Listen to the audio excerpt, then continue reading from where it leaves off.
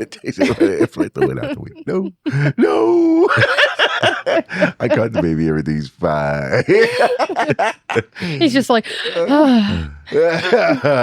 That's awesome. I can get behind that. That's a good jingle, man. I can jingle. All right. What are we going to talk about tonight? oh, I thought you were going to do the intro. I was waiting for them to do it. Or is it, I need my napkin.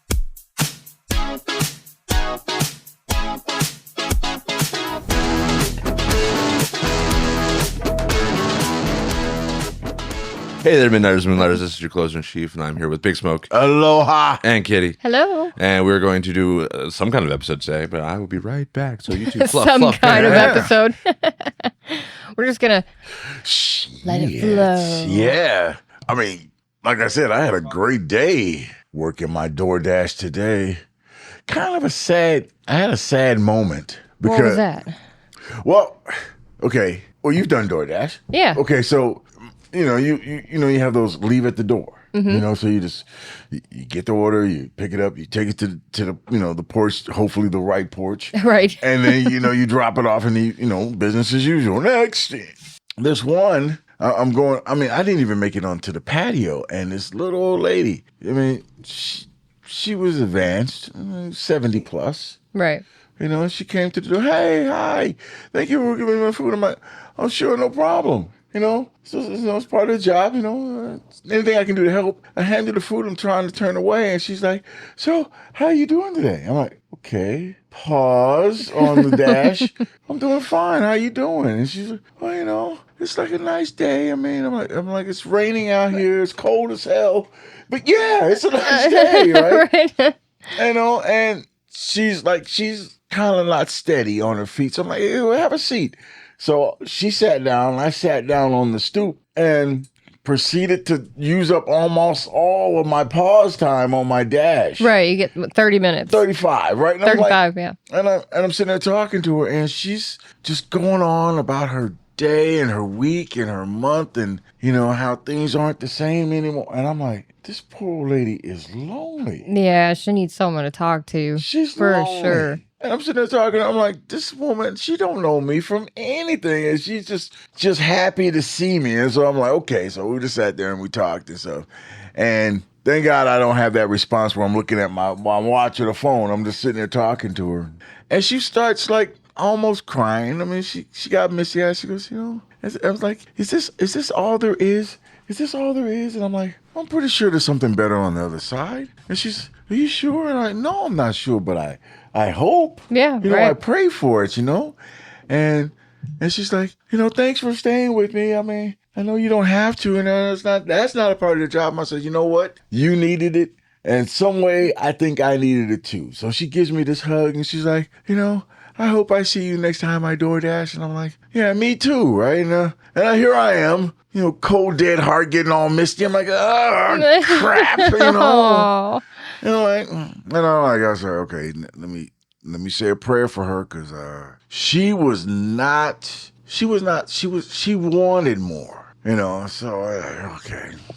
So I was like, one of the churches I got kicked out of, they had this like volunteer line where, every hour there would be some volunteer on a phone line, and they're just waiting for someone who's like depressed, or they need to talk about something. They have a deep issue that they can't explain to anyone, and they just need somebody who isn't going to judge them. So I tried to give her that phone number, and she didn't want to take it.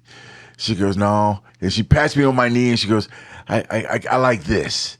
I like the person to person, in your face, looking you in your eyes. And I said, yeah, I'm like that too. I'm a talker. I like to look someone in their eyes and talk to them. Right. And she's like, oh, she goes, you're a really nice guy. And I'm like, I'm really not. I'm an evil son of a bitch. I'm just old.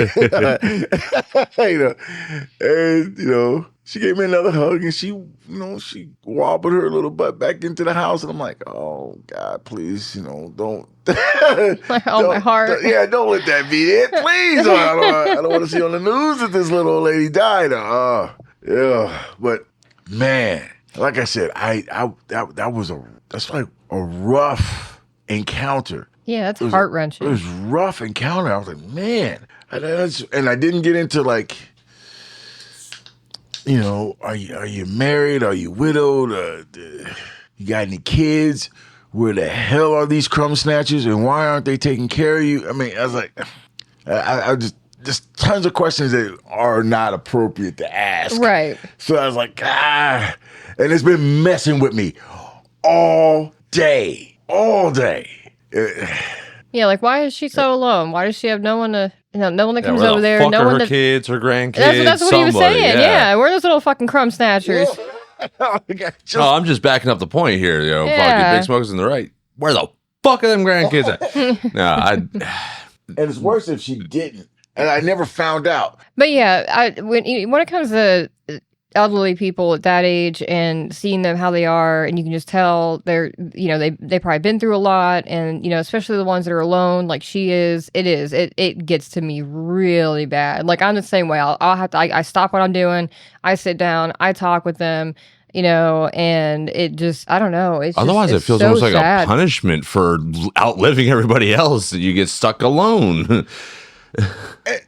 Okay, I'm gonna die alone. I mean, unless I just cater to my kids and go move to You're Missouri. gonna be a raider warlord, and you're gonna have all the tomatoes that you could ever need. And Well, me. I always say, man, I get everything I want and nothing I deserve. So I say that all the time. But I wasn't really drawn on myself. I was authentically worried about this lady, and I'll never see her again. And I'll never go back to her house because that would be weird. It would be weird. get you a date. Come on now, Big Smoke. You don't, okay, look, I'm a DoorDasher. I don't want to come back to her house and do, hey, I don't have any DoorDashing, but how are you? It's weird, man. She put her hand on your knee. No, isn't that universal signal to go ahead? No, that's a.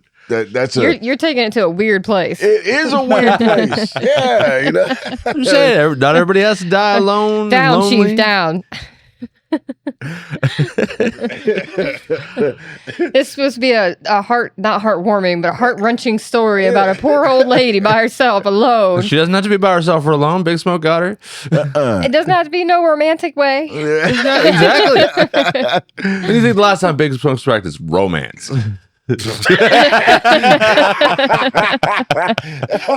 Okay, no sexual way.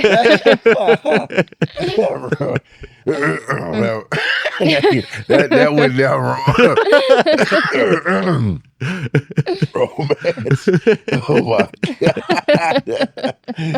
god. Yeah, that's. Thanks for bringing this up, man. I was an upkeeper. Right? Oh shit. I live vicariously through the romance with you too. I don't need that shit. Yeah, but that definitely had me going. It definitely had me going. That was, Yeah. and I swear to God, You've been having a lot of moments like that lately. This is what you've been talking about, It's lately, right? It's not down in your feels, man. And I'm like, I can't just turn it off anymore. It's like 10 years ago, if some old lady had been like, hey, inadvertently trying to get me to stop, I'm like, nah, baby, I got to keep it moving. But now that stopped me right away. I knew exactly what that was. That was someone reaching out. Yeah, call for help. Yeah. And You just sense it. And other than my usual, forget, miss me, I'm like, nah, I can't. She needed something. I don't know exactly what it was, and I'll never find out. But it's kind of like, I hope it was enough, whatever I gave her. Oh, I'm sure it helped. I'm 100% sure that probably made her whole week at least. Oh yeah, and then of course my issues with my own kids who keep trying to make me move, and it's not every other time that I talk to them. It's every single time that I talk to them. Yeah. When you're moving out here with us, Dad. You're getting up there in age, Dad. You're thinking about my dad too, aren't you? Every time I get on the phone with him. I don't want you out there by yourself, Dad. And then, of course, all the little undercut, racist comments they say. I'm like, okay, I'm in Ohio. there aren't that many black people out here. Okay, I get that, but I'm not going to be, I don't want to go to Missouri. Who are skin folk but not kin folk. I don't need to be out there. I like where I'm at. I'm actually thriving out here. So you are doing fairly well for yourself. Yeah. Absolutely. So I'm like, I don't want to move now. Carved out your own little throne room in your apartment building and everything. Yeah, people bring you tribute. Yeah, complete with my little skull, my skull mug.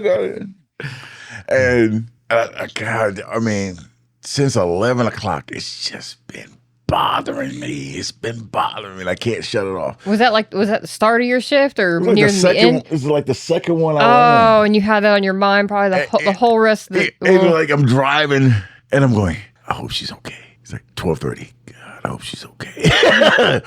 1 o'clock. I hope she's okay. I was like, oh man, it was messing with me.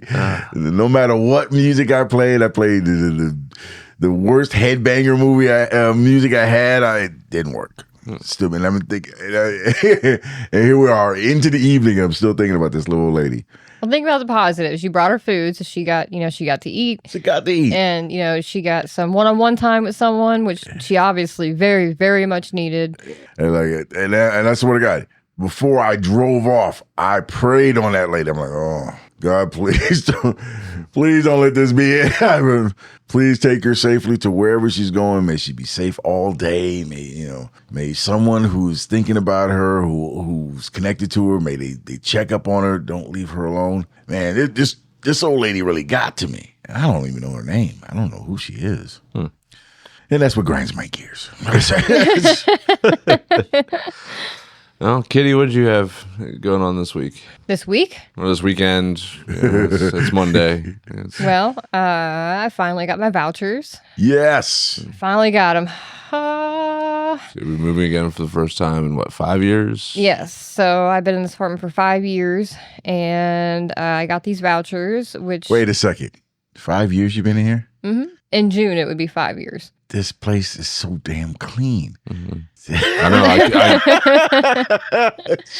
know. Listen, anybody looking from the outside in would call me lazy because I sit in one spot and don't touch anything, but it's because I don't want to mess anything up. Good God. Every once in a while, I'll plug or unplug something or move something around. I told you when I first moved in here, it was pretty gross. Like the walls were gross. You could tell the person that lived here before, they smoked in the bathroom because every time you would take a steamy shower, the nicotine would just run down the walls, and it was so disgusting. And I'd take a rag and I'd wipe it all away.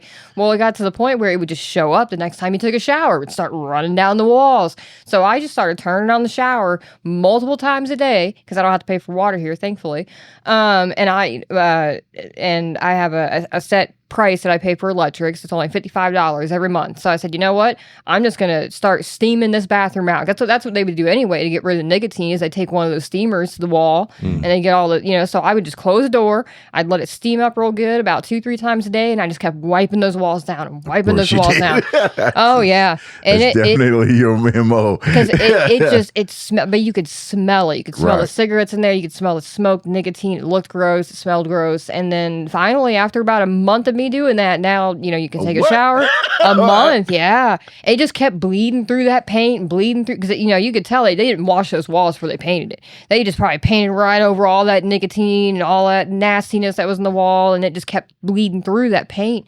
But yeah, it was the same way with the floors in the kitchen. I had to get on my hands and knees and scrub the floors underneath because there's no hood over my my oven. So where does it all go? So underneath. Wow, yeah, you're right. Yeah, so underneath all those cabinets, it was disgusting, because it's right over underneath those cabinets. And so I had to sit there.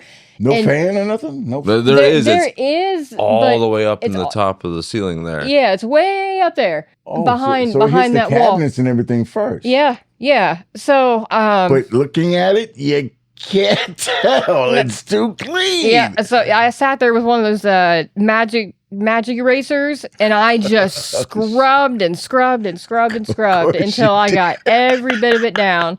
So this apartment looks better than it did when I moved in. I scrubbed down the doors, the walls, the floors. I don't know, and I haven't because you have to fill out a paper when you first move in that basically says Right. like, what do you see wrong with the apartment and everything. Because I wanted to make sure I got my deposit back by the end of the, when I moved out of here. So I was like, well, the big window has no screen in it, and you could tell how many patches they've done, and I'm like, you can tell a patch has been done here and here and here. The rubber baseboards are coming off the walls, like any little tiny thing I found, I made sure to write down because I'm not paying for that because that was not me. So yeah, it was like 4 pages long of me just like pointing out every tiny little detail that was wrong with everything. But I don't know how I got on this topic. Because it was so clean in here. Yeah, but, so clean in here. When you said 5 years, I'm looking around. I'm like, I mean, there's not even like smudges around the picture frame. Like, there's nothing, man. It's like this. It looks like a fresh coat of paint. There's dog hair on nothing. There's a long hair dog in here, and there is dog hair on absolutely nothing. I had a friend who was like the other day was like, "Hey," she was like, "Do you have a dog now?" I'm like, "No." And I looked down at my pants. I'm like, "Holy crap!" My friends, they have a dog, and that dog tends to, rub up and lay on me back, basically. But then then the next week, I looked at the couch. There's just no dog hair on this couch. Nope. I'm like, God damn. It's like, well, that's what they got that piece for on the vacuum, for the furniture. And I sit I here don't and use that damn thing. I got Most the people same don't even know piece it for my. exists. That's literally what it's there for. I don't even know how to put that thing on. It does that. the one with all the little bristles on it, And so I do all the furniture. I do all the tower fan and Big Smoke already feels emasculated with his cleaning ability. I already have a problem going to your bathroom. I'm like, I can't take a leak in here. It's too clean. So sit down. It's funny because like I take a leak in your bathroom. I'm like, oh, there's a drop. I gotta wipe that down. Because you can see it. You can't see it. You can't see it in my cave. And you can tell it was me. Yeah, it's like, Jesus Christ. I've just destroyed this bathroom, and I've been in here 5 minutes. Was a napkin? I gotta wipe this shit down. I cannot let it be. We got the wipes right there. Yeah, got the toilet dude paper. wipes. Yeah, I know, but it's kind of like it's kind of like at work when someone takes a crap and they don't. Oh my God! I walked in there. I can't remember if it was yesterday or Saturday, but I walked in there and there's just a log just halfway down the drain. Oh, they didn't even flush it. I don't know if they tried. There's been some low water pressure issues at work, but this doesn't even look like they tried to flush it. It looks like they dumped it and then had to run for a delivery and just left it in there. And it was a driver because it was in there.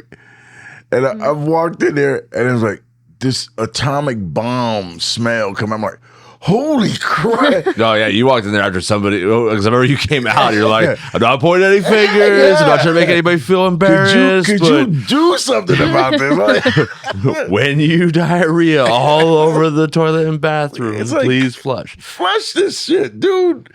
Oh, it's funny because it was one of those kind of big atomic explosions where the whole back of the toilet was just brown and sprayed. And it's like, is this why I can't take a shit here? This is And the worst part about it is, it's an employee at that place because there is no public bathroom. Yeah, there's no lobby. There's no customers that go into this bathroom. It's one of us that's doing this. That's the worst part. So there was a couple of older drivers back in the day that I remember that was just notorious for just never cleaning up after themselves whatsoever. You know exactly who I'm talking about. So much so that we had to have a sign: clean up after yourself. Yeah, right over the toilet. It's like, oh my God. Yeah, and now we have new suspects, and the suspect pool is narrowing down. Yeah, assuming they're dropping or quitting, yeah, man. It's like, dude, not working as often. Dude, you gotta stop treating this like your personal house. I mean, I'd hate to see your bathroom at home. Yeah, see, that's what we used to say back then when stuff like that would happen, and we're like, if they could do that here, imagine what their own house or bathroom. It was the one guy. I remember there was an older driver that we had. He's like, he somebody either half-assedly accused him of pissing on the toilet seat or something like that. Yeah. But he's like, but they're like, hey man, go fucking clean the bathroom. He's like, oh, my wife cleans the bathroom at home. I've never cleaned a bathroom in my life. I'm like, that sounds like something I would be fucking proud of. Good job, man, making her do every fucking thing, clean up after your nasty ass. It's funny. It's like I used to get the little, I was surrounded by 3 women, so it was kind of like, hey, put the toilet seat down, that kind of thing. Okay. This cat never he never put the toilet seat up. He would just whip it out and start spraying the territory. And it'd be all over the place. And I finally confronted him. I'm like, did you even try to aim? Yeah, well, he was an older cat. So I can't. Sometimes it doesn't matter how well you aim. Sometimes the equipment just don't function. A couple different directions at the same time. Yeah, sometimes the muscle memory is lacking. So you just can't hit the target like you used to. And I finally turned out, hey, dude, either piss at the store down the street, or stop, or sit down, or something. Because I'm. At the very least, just clean up after yourself.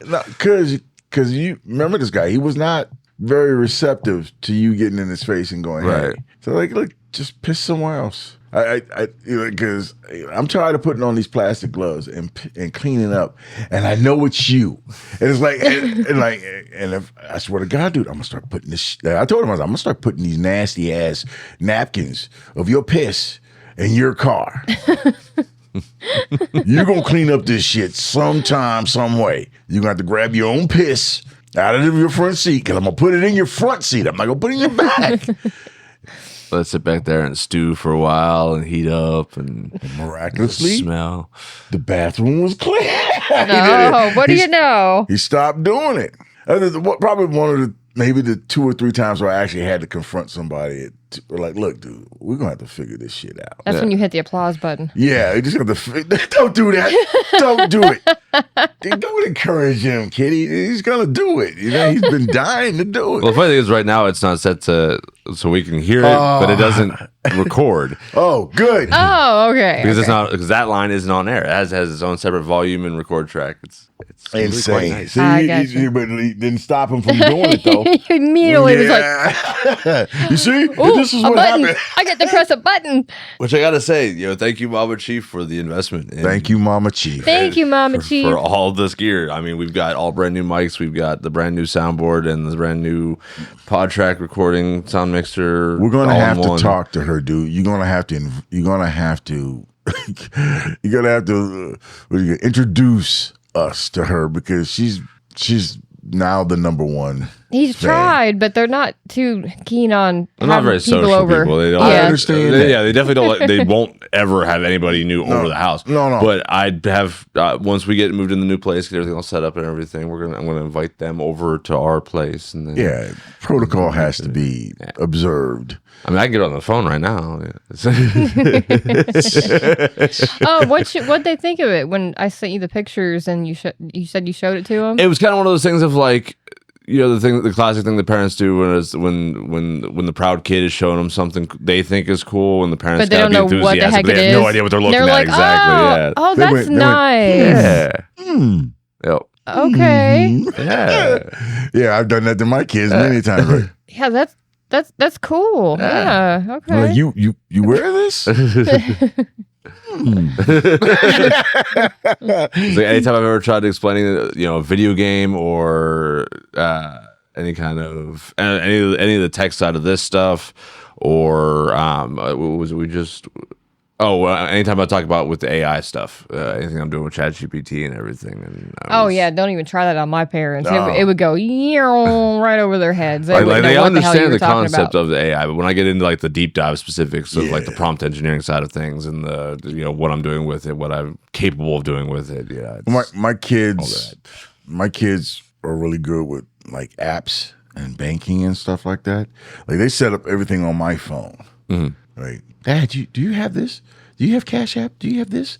Do you have Zelle? No, I don't have that. I don't know what that is. Now, I will say, I'd always take for granted the fact that I do inherently know like how to, because all apps are the same to me. It's very plug and play. It's very you just go in, you sign in with your Google account. Most of the time, you just hit a couple of buttons and swipe your thumbprint. But then I watched my you kid. don't do that. You don't save all your stuff to your phone like I do. Nope. I do not. And my daughter was mad at me. Dad, you don't have your flight itinerary available and all this stuff, so you don't have your pass. And I'm like, of course I do. It's going to my email. He said, Dad, I've seen your email. I said, you did? She goes, oh yeah, I saved the email. I'm like, when did you do that? Why did you do that? Anyway, let me put this on your Apple Wallet. What's an Apple Wallet? Dad, give me your phone. Give me your phone. How do you know my passcode? So What do you think? Set up your passcode. I'm like, Jesus Christ. This man's never had to run an update in his entire life because the kids have just been doing it all in the background for him. Probably. I've never heard that damn thing. And I sat there and watched her do it, and I still don't know what she did. I'm sitting there going, fingers are moving too damn fast. And she's there, see? Now you gotta do is press this button, and then it comes up, and now you give this to the... It's like talking a different language. Yeah. I was like, wow, that's awesome. I'm never going to do it again. I don't know what you did. Yeah, I can say I don't use the agent side of ChatGPT, but apparently something you can do is basically give it authority to make purchases on your behalf. And so a lot of people use it for shopping flight tickets because the AI will track the prices across all the different distributors or sellers or whatever, all the different airlines and everything. They'll watch and monitor for when the price drops the lowest, and then automatically buy you the ticket for the dates that you need and all that fun. Yeah, it was cool that she does that. Like in Missouri, the price from Ohio to Missouri is different if you buy it in Missouri, and it's even like my kids are great, man, because they'll have it's not ChatGPT, it's Grok. Yeah, that's the X version. Yeah, they have Grok does it, and Grok that's Elon's AI. Yeah, is it? Because that one will even track from which different state is the best price to check from and buy it from that spot. Like they'll buy, one time they bought a ticket from Pittsburgh to Missouri, and it was in Washington. They bought it from the Washington office, which was like $30 less, but it was $30 less. Right. And That's cool. Yeah. And the way she talked to it, I was like, it was kind of weird. She called it some weird, some emasculate name for a guy. So I forgot what the name it was. And it was like, yeah, she goes, listening. And she goes, yeah, could you give me this ticket? And I want the best possible price and 4 or 5 state, radius. And it took a few seconds. And then I gave her a price. She goes, go ahead and purchase that for me. I'm like, and use this account. I'm like, what the hell? Mm-hmm. And before you know it, bing, you've already got this purchase. And I'm like, well, I mean, kind of like that crap when you did on me that one day when you was talking to me, freaked me the hell out. I'm like, what'd you do? So ChatGPT has an audio interface function, so you can like talk to it and it'll talk back. And so I'd set it up and had it, just kind of running through a little spiel and everything for him. Well, he started talking, and whenever you start talking, it interrupts it. And so he was like, she said the piece, and then he's like, oh, well, thank you, and then the voice bot popped back up. It was like, you're welcome, Big Smoke, no problem. It just caught him off guard there. It was responding to him. Yeah, I almost dropped the phone. What the hell? Yeah. Skynet is coming, man. And the bombs are coming. What's funny is I have my phone linked up right now, so I could just pull it back up, pull it up. The only thing is it can't differentiate between voices. It just recognizes any voice. So, because I keep having this, like, one of these days there's going to be a time where there's going to be like AI podcasts essentially, and you just have a member of the podcast as the AI, but they'll respond to everything, not just direct questions, unless you set up some kind of like trigger word or something. I guess you could probably do, or just mute the audio until you need it to respond. But that's probably wouldn't sound very natural, I'd imagine, at that point. Probably not. Limited technology right now, but near future, probably the next like year or two, honestly. But if there isn't one out there already, there's probably some AI purely. Well, then again, Then again, fucking Podbean, the thing that we use for the RSS feed host, Right. They have an option where you can basically input the transcript, and the AI voice will read the script for you and podcast for you, essentially. So you can create a podcast, and none of it is you. It's all an AI voice. You could have another AI write the transcript. So you just punch it in, and AI will do all the work for you. You want to do a true crime podcast tomorrow? Fucking three AI agents and running it through Podbean, and it doesn't even have to be you. See, that's crazy, man. And you know me, I listen to a lot of AI podcasts. Well, you listen to a lot of the AI stories. Or the AI story narrative stories. Yeah. Like Okay. your Superman in Warhammer 40K universe. And, but it's funny that it's like the same 5 or 6 voices that they use. You know, they don't. I guess it's not. yeah, it's limited. Yeah, but I can imagine when it starts. If you can get, like, say, Joe Rogan to do freaking Warhammer 40K or Henry Cavill to do 40K and see what happens. Well, you kind of already can, because they can take. There's programs that you can take sound files, and famous people will be the easiest because they have so many public records of speaking.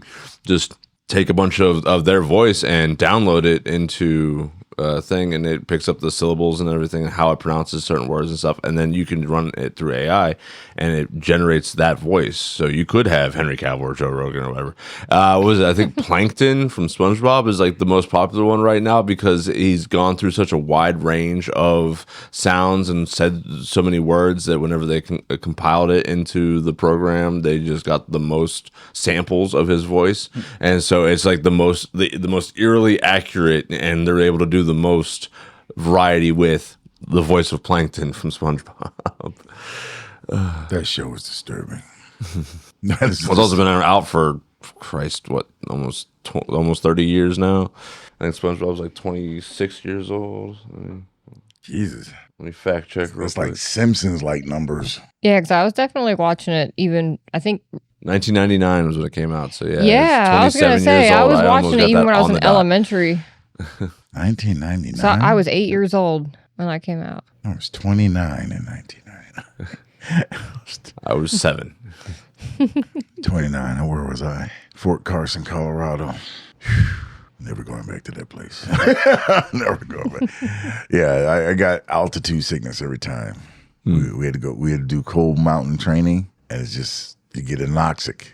I get anoxic at 10,000 plus. If I'm up 10,000 feet or higher, yeah, cold sweats, mild delirium, and just have to fight through it. You have to face through it. You have to drink a lot of water. You just have to keep going. It's worst experiences of my freaking life. I hated that shit. Oh, I couldn't imagine that. I drove through 11,000 feet, but whenever we went from Montana down to Yellowstone, and there's a particular portion of mountain range you go through, and it tops out elevations it's like 10,000, 11,000 feet right up in there. And yeah, I mean, I was a little bit of a headache, but it wasn't too bad. But I guess, I mean, I imagine driving through is definitely different than climbing straight up into. Straight up and just hanging out there? Yeah, it's not the same. I mean, because hiking through was, I mean, we were sitting in between East and West Glacier, usually averaging anywhere from 5,000 to 7,500 feet. And we were kind of almost always in that range. But some hikes start a little higher up and don't go as high, so not as much elevation gain. Some start real low and go up and then down and then way up again and then back down again. But because we were just talking about this last night, I think it was. We were talking about climbing hills versus when we were taking Lady mountains. for a walk. Yeah, because the hills around here, you know, I grew up on these hills around here. But Kitty from Florida, notoriously flat, being close to the equator. Everything's flat. Yeah. But then I spent 8 years in Tennessee, so I got used to the hills. The hills, yep. Yeah, Big Smoke, California, out on the coast, San Diego, I imagine relatively flat. Sea level, man. Yeah, sea level across the board. I mean, so you get the waves. That's about. You ever went north, went skiing on any of the? I went Aspen a couple of times. Okay, but I mean, skiing was fun. Just didn't like the cold. Right. And then he's like, I'm definitely gonna sit in the cabin with the hot cocoa kind. Heck yeah, in front of the fire. Well, what we did, just being dumb kids, we would do that, jump out in the snow and roll in the snow. It's so cold. And then we jump in the sauna. Yeah. And it's like, yeah, sauna. Okay, come on, anyway, jump in the, of course, add on to that, illegal hooch. So we're drunk, hanging out in the snow and jumping into this, hot water. System shocking yourself. Yeah, not very wise thinking for teenagers. Anybody die? Huh? No.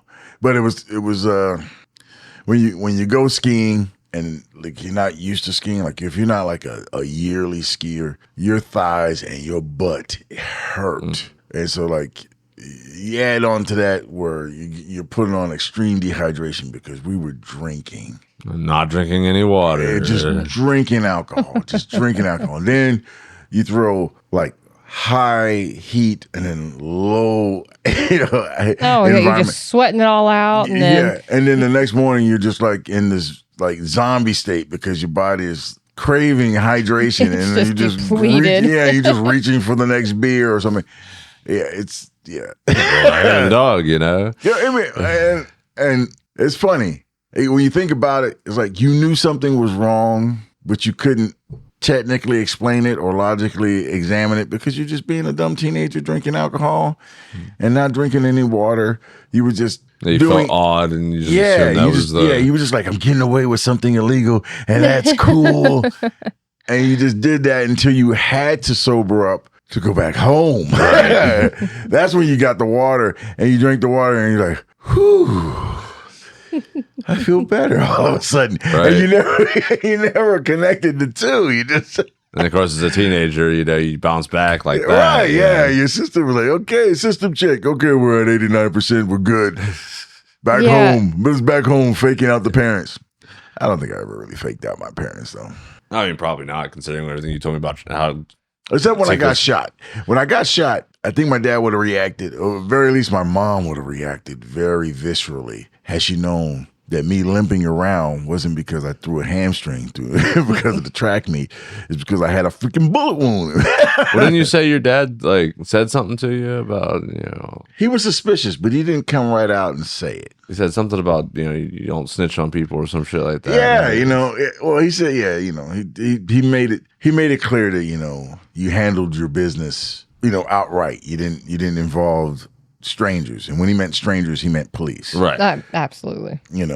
I mean, you could, but my dad never said anything straight out like that. Like, hey, dude, did you get shot? He never said that. Right. But, and no one found the bloody freaking, bandages and napkins that was like in great abundance because I had to change out my own bandages every day. And I had to pour alcohol on my wound every day. And, I must have used up like gallons and gallons of Neosporin. Did it go all the way through? Yeah. Oh, that's good. I was going to say, because it's right here. Oh, wow. Yeah, it's right here. It got me right in between the major muscles. And it was it had to be like a 22 or 25 caliber. And the worst part of it is when it went in, it fragmented. Oh, gosh. It fragmented because then it's funny now because of course, because like my buddies were holding me down and I'm screaming and they put like a fifth of vodka in me because I was in so much pain and I was 15 years old. I'm drunk and I'm lying there and my big boy Sean was like, he was big dude and he just laid on me. And then my other friend who wasn't as big as Sean was on my leg. And then the med student, because he was a med student, he got kicked out of med school. He had some pliers or whatever, and he's digging in my leg, and I could feel him just. Oh, man. And he pulled out like 3 pieces, and he's all sweating, and he's all, I think I got all of them. What? What do you mean you think? Well, he's digging in there blind. Yeah. But he found one piece. No, it wasn't like he pulled out one piece and he's like, he's still bleeding. So he's like, still digging in there. And I mean, I was like delirious. I'm screaming my head off. And then he goes, I got another piece. He goes, fuck. He's like, they don't match. So he went in there again, and he got the third piece. And I think I got it all. Yeah, I think I got it. And then the really rough part is when he started sewing me up because he couldn't use sutures. He had it was like twine, like regular thick braided twine, and that sucker doesn't slide through skin. It just kind of drags it along with it. So he triple stitched me. He had to because of the bullet wounds. And I'm screaming. That's all I remember was screaming. And then I passed out. And then I woke up and he's got my leg all right there. He goes, okay, you got to change this every day. This is a deep wound. And he goes, we're gonna have to clean it with something. Use alcohol, 70% or better. You have to do this because then if you don't, it's gonna start dying. Oh yeah, it's gonna go like necrotic. Yeah, necrosis. Yeah. And I didn't know what necrosis was at 15, but all I heard was your legs are gonna start dying. Right. He used words that I young can understand. Yeah, small monosyllabic. Layman's terms.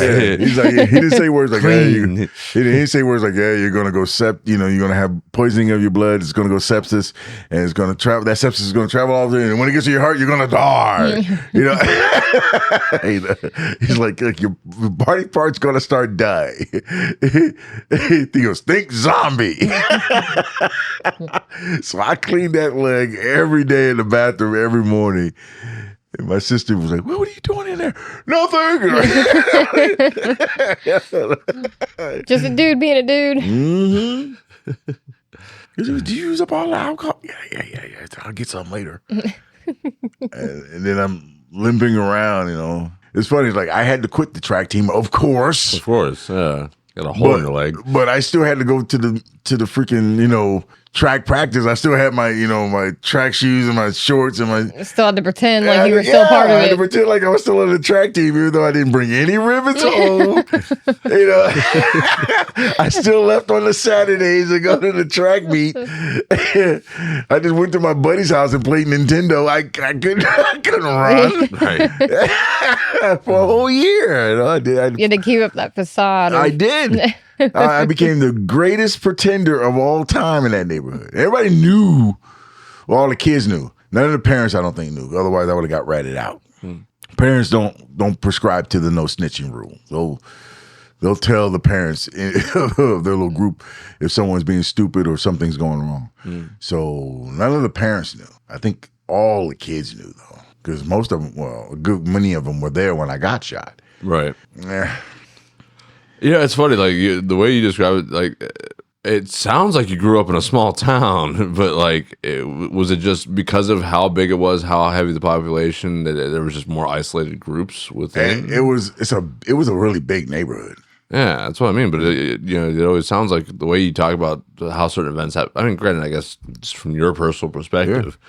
It's not like you're roaming all of San Diego all the time, No, your neighborhood. It's a big neighborhood. But the problem with that neighborhood is that it was a lot of criminal element there. And everybody had secrets. I mean, open secrets.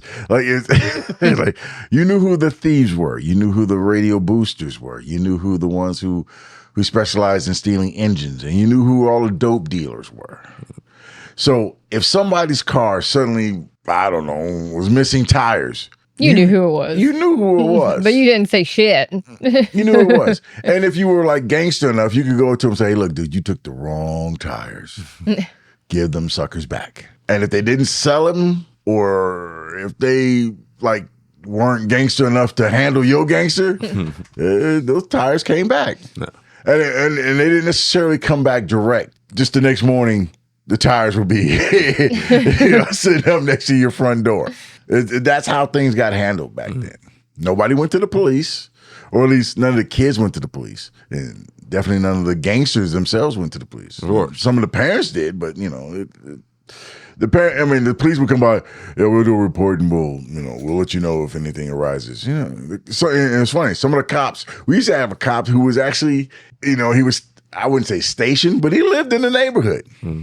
What I always thought was kind of funny in like the movies and TV shows and stuff that you see a lot of like the criminal gang element and stuff, you know, the guys that are at the very least the guys that are usually like running things. You always see like these dudes that are in their like, you know, late 20s, early 30s, maybe even older, you know, they always look like grown adults, right? But then, you know, realistically, you see a lot of the gang activity being carried out by like 16, 17, 18-year-olds, you know. It's like, and some of the oldest ones running that kind of stuff are in their like 20s. Maybe mid-20s, you know. 20s. You know, like the guys that do grow old, they're not in charge. They're seen as like...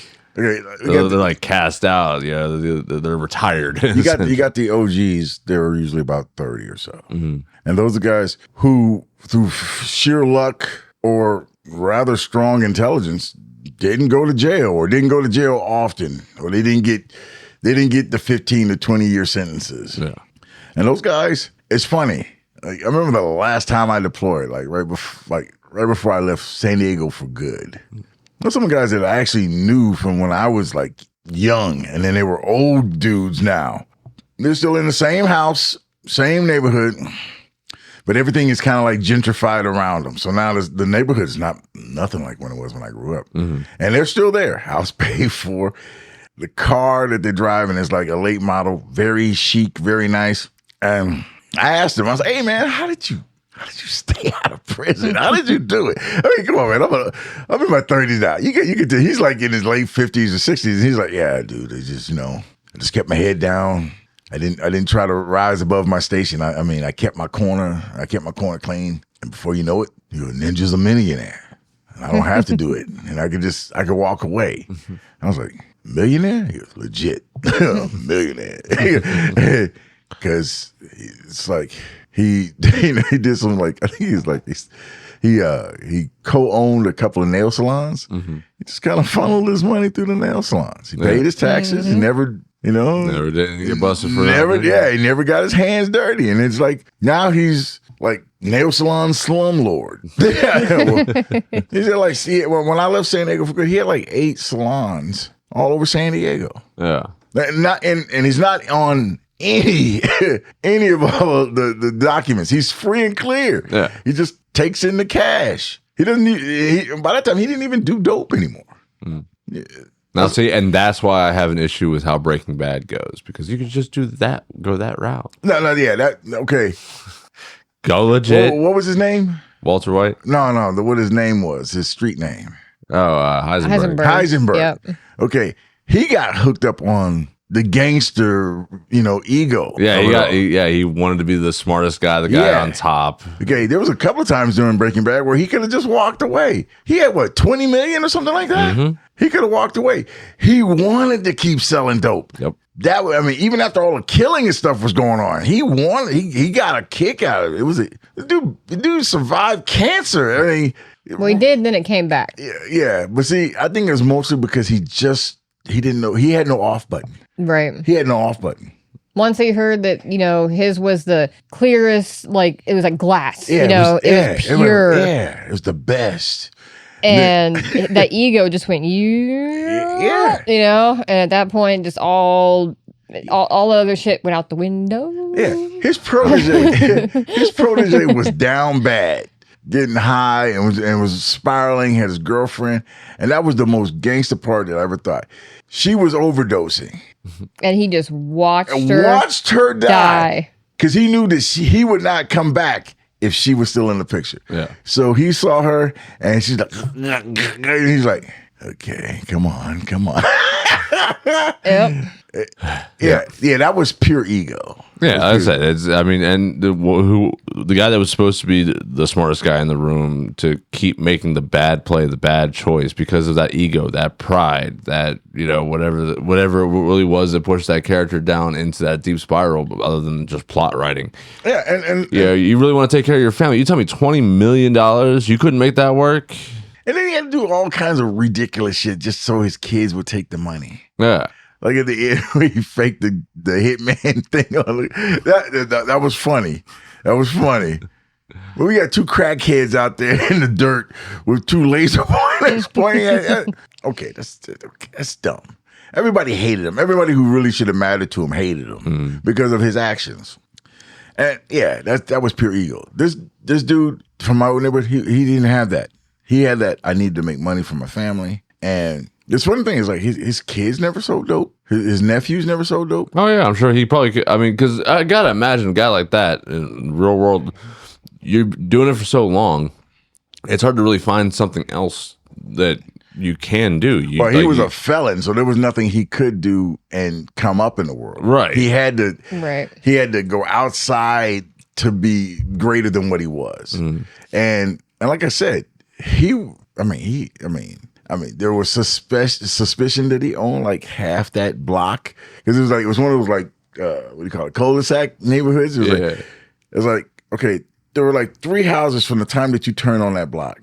It seemed to have all kinds of like weird shenanigans going on, and then you have all these other decent houses, and then the 2 on the other end of the block. We call those lookout blocks, where you got 1 block here where the guys can see for the cops going that way, and then you got 1 block here where you can see the cops coming from that end. Right. It's like there seemed to be like little to no activity in those houses. You knew people were in there, but there was a guy. Yeah, I would never on the inside. Guys just sitting on a couch watching TV while one guy watches out the window. Yeah. I never went into this house, but this house, there was a guy I used to hang out with when I was a kid. And I remember one time walking in the house, and there's all these like piece of crap TVs. They're like little bitty black and white TVs, and you got a couple of guys just sitting there looking at all the stuff. And then they turn around with a jump. Get your ass out of here! And I'm like, and of course, the 9-year-olds run out of the house, never to return. Jesus. So I know there was something going on in that house, and there's probably something going on in the other house. But yeah, now, I mean, that neighborhood is just so nice now. You got nice, families of all various, statuses in life, and the streets are clean and paved, and yeah, I wouldn't reckon. I mean, my mom and dad's house is still there, and it's owned by someone else because my mom, rest in peace, decided to sell the house so the kids and grandkids wouldn't fight over all the proceeds. So she put that all on her will, that the house, everything in her estate was liquidated so nobody would fight over stuff. So, I miss not having the house, but it was for the best, because after she died, crap went left. Plus, I'm sure the house itself probably sold for a much higher value than what they originally had. When he bought the house, it was $25,000. Let me guess. I'm going to say it sold for at least $750,000. A little higher, but like $890,000. Fuck. Yeah, right. We're never gonna make it. Don't say that. Don't say that. We're literally. This is our going outside of. This is our. Selling the dope to buy the nail salon. You know what my dad says every time? You can't win the lottery if you don't play. Can't win if you don't play. But, that's what we're doing here. Hit that coffee page, ko-fi.com/Nightwatch podcast. But buy some t-shirts when we start selling them. Well, come on, man. We're talking like April 14th, 2014. That was the day of my divorce. Mm-hmm. I mean, I came down from a lot. I mean, from our share of the state was a lot of money. Mm-hmm. I mean, it took me until now, really. Well, 4 years ago.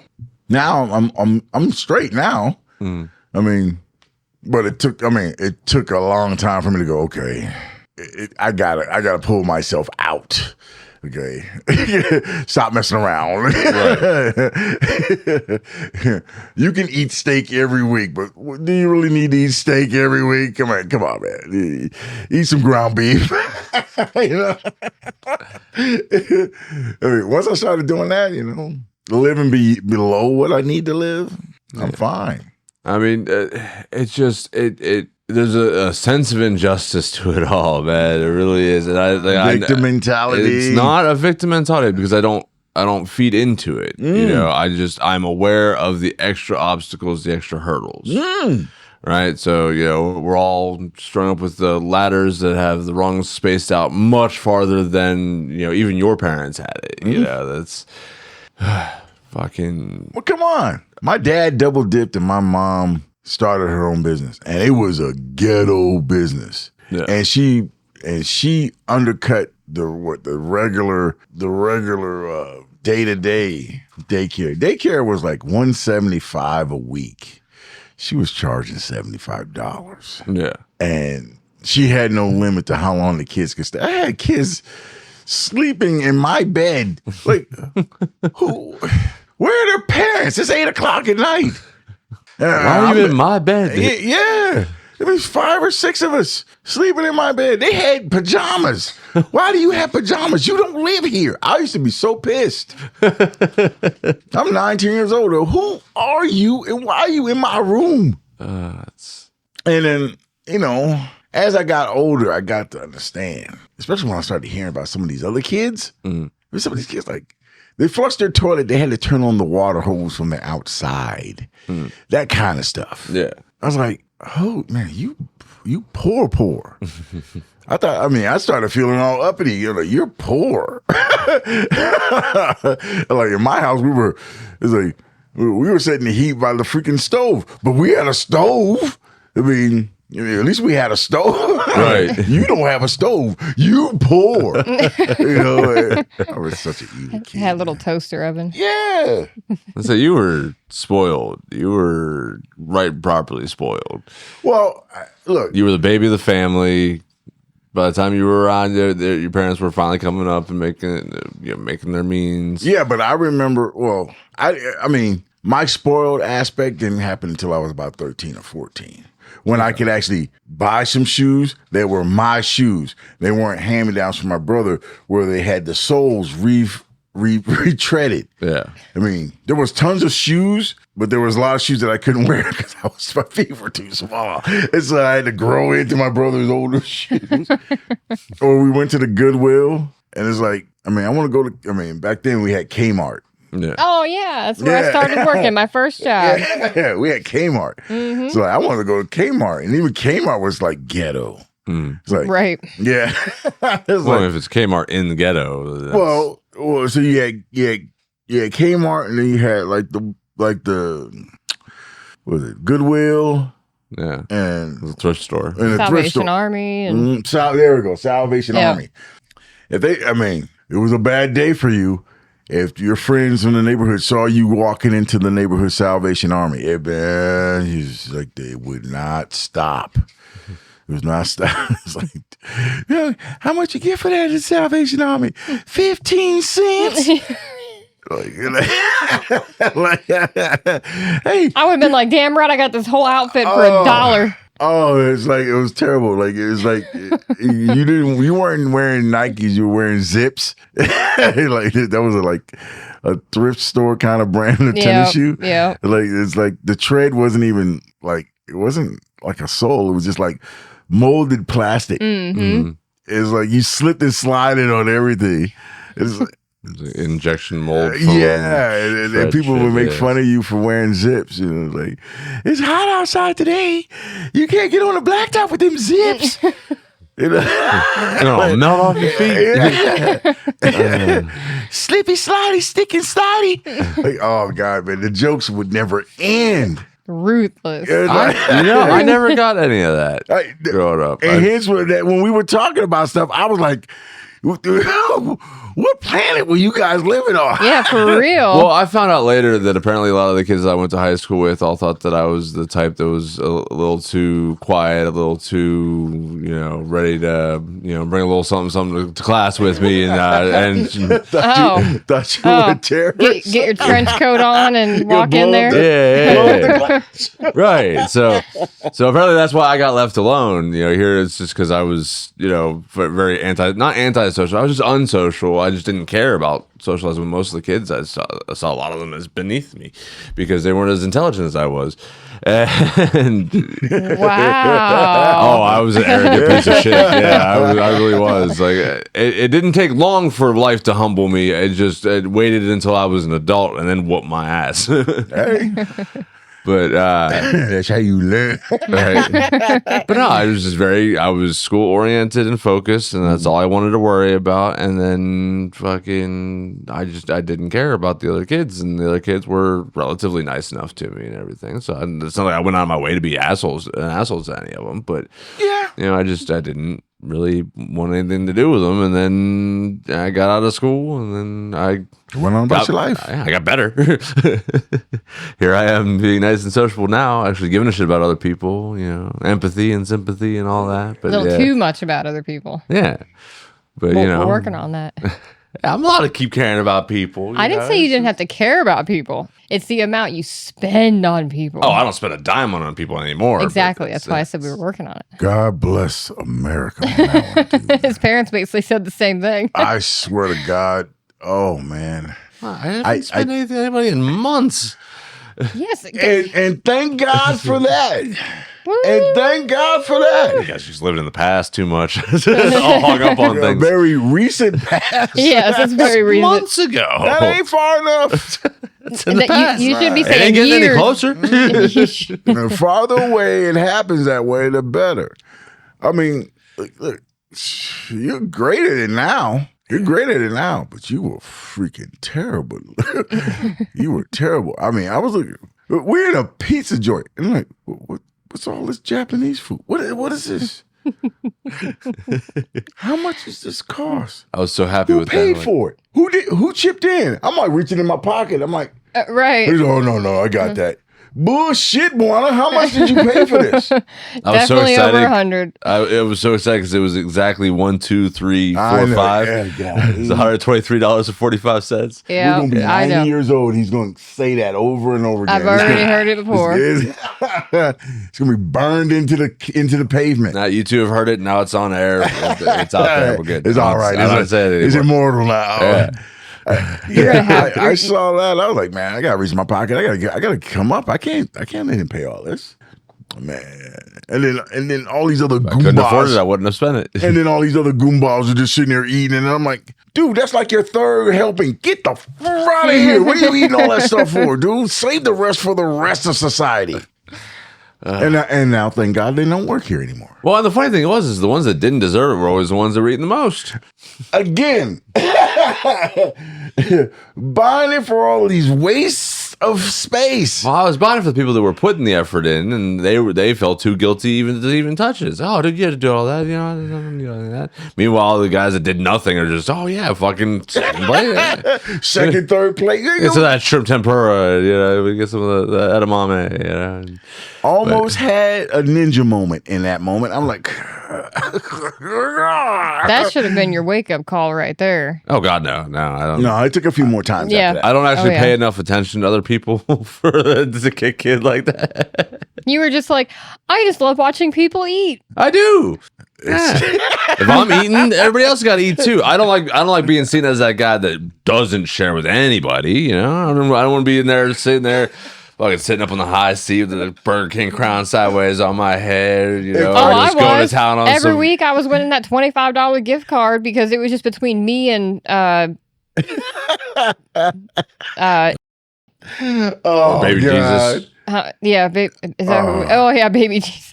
Baby But Jesus. it was between me and him every week, and obviously I won every week. And what was I doing? Spending the whole $25 on Bob Evans, and I'd sit back there and I'd eat the whole damn thing in front of everybody. If I could afford it, I would buy a whole mountain of food and I'd eat it a nibble at a time in front of everybody. I really would. Especially our ravenous eaters that we have in our station nowadays. Yeah. Oh yeah, we got a couple of them. Or just sit Just, there just at the eat trough and just eat. And eat. And they don't look like it either. You remember the amount of times they would just take Red's food? It'd be in the office, and she'd come out going, where's my tacos? See? Where's this? Where's that? People would just help themselves. They would just see if food it's in and the eat store, it. it's ours. Yeah. That's Ass crazy whooping. to me. Ass whooping offenses. Ass whooping offenses. Well, to be fair, To be fair. it was Red knew the rules. If it was on that table in the back, That's his version of however. I hate that word. It's However. from Letterkenny. yeah. However, To be fair. To be fair. To be fair. To be fair. The table in the back was where we put all the shared food. She put her food there. next to the shared food. Yeah, but it obviously did not look like the shared food. Well, sometimes it did. Sometimes it did. Well, because she always got the veggie stuff. Yeah, sometimes it did. Like there was one time she got this potato thing, and I thought it was a regular taco, and I took it, and I was like, "What the fuck is that?" And I threw it away, and she got so pissed at me.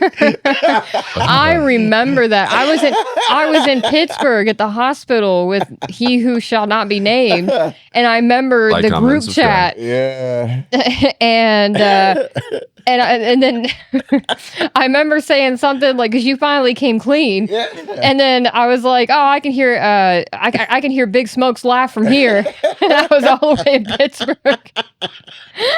And there was the one time, it come to find out, somebody had left Red Bulls sitting up on top of the lockers, and they had been there for days. And the one night I was closing and I needed something. I needed caffeine pick me up. I had no money. Nobody else was able to help me out, and they were just sitting there. They'd been up there for days and days and days. Come to find out they were Reds. And like, of course, she waited until after I drank one to have a fit. And I'm sure it was a full-blown catastrophic meltdown because it was on the group chat, and whatever went on the group chat was always the more subdued version where she had time to think and type it all out. So I can only imagine what it looked like in the store. But I was already on my way to the store with 2 Red Bulls to replace the one that I took. And so she, ate a little humble pie after that one. But Yeah, but only after that one, and only because I was already on Moral my of way. the story: if it's not yours, don't take touch. it. Yeah, don't touch. Or replace it quickly before they notice. That usually never works. Karma kicks in, and it's just not good. I still talk to her on a regular basis. She's a little friend/niece. Does she watch the podcast or listen to the podcast? No. What the fuck? No. She doesn't. No. I'm out there hustling these streets, getting people to listen. Nah, she's a personal friend. She's not a supportive friend. I mean, well, she is a supportive friend because She doesn't have this patience. yeah, she does. Yeah, she I can't imagine her listening to the show for more than 5 minutes. And especially now with my voice all over it. No. You two were like Yeah, she still fire has and water. She still has a special place in hell for him. Oh yeah. And for no reason. No reason. No reason. But then again, she's got that kind of thing for other people too. Oh yeah, she hasn't seen him in years, and it's like she developed that hate like last night. She's got like a dwarven grudge. Yeah, I told her. Last for centuries. I told her it kind of pissed her off. I said, you hate people like black people hate people. It was like you could have got pushed off a swing in 3rd grade. You'd be 30-something years old. You see that person, you ready to fight over that swing, over that swing debacle of '97. She's got that kind of latent energy. She's definitely got that fire. Yeah, like that red hair ain't for show. See, I forget constantly. I don't forgive, but I do forget. So now I'm just walking around angry all the time, and I have no idea why. No, that's not true. I forgive very quickly, very easily because I don't care. It's not. There's nothing that I can be so angry about that I would hold on to it for any kind of considerable length of time. And I don't. For me personally and specifically, because I get that other people, they have that tendency to latch onto whenever it comes to injustices and such, and I do societally. Why did I get the knife hand on that one? Go into a little more detail. That wasn't a knife hand. This is a knife hand. You were knife handing me. Gentle pass your way. There we go. Open the fingers up a little bit. I did. Thumb was off the side of the hand. A knife hand. Thumb is lined up on the hand. I'm gonna have to get the video camera out for this one. But her hand is dainty when she It's like a fillet knife. Just she's got a sashimi knife to your sword. That's why I do the finger. Anyway, I'm knife. just messing with you. Go ahead. Yeah, no, you know why you got that hand. You know why. You know why. We don't need to bring that up now, but later, Big Smoke, I swear to God, you're gonna get a knife hand next. Don't touch the mic when you're talking. Sorry, man. It's just You get a knife waited hand. till You you- get a knife hand. I only have the 2 knife hands, so not everybody gets them. With the knife foot. toes pointed. God damn it! And a sharp tongue. Yeah, don't move that mic. I mean, So I can't erase around it when you're talking. and that's the beautiful thing about it. It's like, you know, it's real. He's like, oh yeah, they're right there, messing around with the freaking microphones. It sounds unprofessional, goddammit. In the living room. Dude, some of the podcasts we watch, oh my God. So I was like, dudes were dropping the mic and stuff in some of these podcasts I'm watching. I'm like, okay. They don't make any noise. They gotta each have like 2 or 3 mics apiece because it's just like you see the hand all over the mic and everything else, and I'm sure they've cut that mic. They gotta have like hopping down on the chairs and stuff. I gotta imagine that any of the mics that you see on some of the, like the higher grade ones are just fake mics, and then the real mics are like the little That I don't know, because like ones and stuff. when they move away like this, you can tell the difference when they're But in they front of gotta it, and then move like far away from it. Like we were watching the You Should Know podcast the other night, and the dude on the left, Peyton or Cameron. Peyton, was he went to reach for something like knocked off the couch or whatever, so went reaching for it, and like you stopped being able to hear him like 3 or 4 feet off of the couch. Right? Yeah. Okay, so look, okay, Gotta be, but around the mic there was no difference whatsoever. And that's what's messing with me now, because I no longer look at these podcasts To just watch for the entertainment value. For the entertainment. I'm like, how the hell did Hyper they do analyzing. that? I'm like, how did you do that? So how did that motherfucker just grab that mic, swing it around the entire room, and lose no sound quality? Oh shit, that was a really bad skip edit. Oh crap. Oh yeah, you notice all of those too. I'm noticing all the edits, and I'm like, oh, that's okay. Was that question framed for what the answer was after that? Because that was a really big edit. It was like, oh crap, this is fake. It's like realizing wrestling's fake. When you realize Santa Claus ain't real no more. Doesn't lose all the magic. It's still there because you can still be very appreciative of the ones that you do it very well. Okay, and that's the thing. It looks good, but I know now. It's not like I believe it is. I know it is. Start noticing the strings in the puppet theater. Yeah. You start noticing the man behind the curtain. Behind the curtain. Yep. Especially those one-man gigs. Oh, yeah. Especially because those guys, they have to be like extremely professional, because it's either them or one other dude behind them. Mm-hmm. And it's like, okay. And like you can start to tell after a while. I mean, we've been doing this. Oh, that's better. We had it before. Yeah, right there. I mean, you start to see the professionalism out of it. It's like, okay, it's not just him. He's got at least 2-man crew behind him. Oh yeah, absolutely.